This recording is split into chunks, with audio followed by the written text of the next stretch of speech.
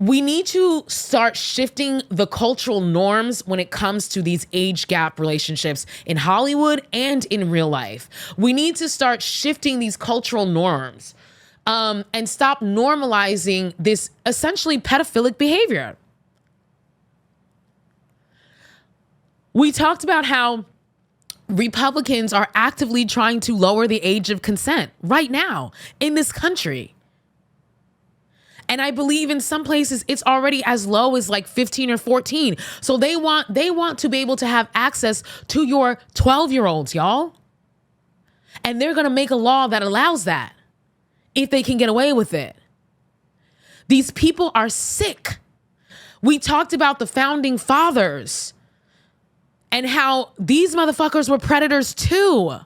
How Thomas Jefferson was sexually assaulting his 13-year-old child slave, who was also consequently his wife's half-sister.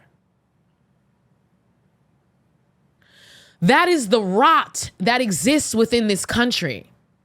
And it has proliferated and continued all the way today to manifest in things like Harvey Weinstein and things like Dan Schneider having Nickelodeon teenagers doing sexually provocative, weird ass shit for children on children's shows.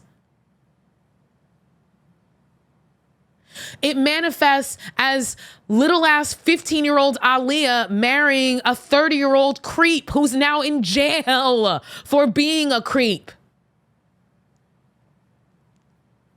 And it starts in minor situations with, you know, that 28-year-old guy who's dating that 20-year-old girl, Chris Sales.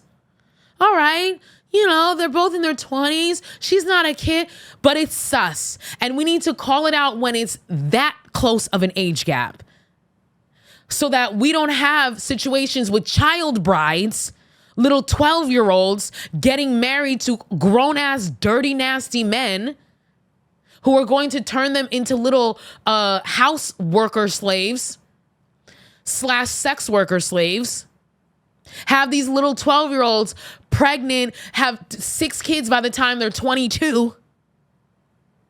That's how that shit manifests. So I want us culturally to start shifting the Overton window on what we consider to be acceptable age gaps and start calling this out. And it's not just men.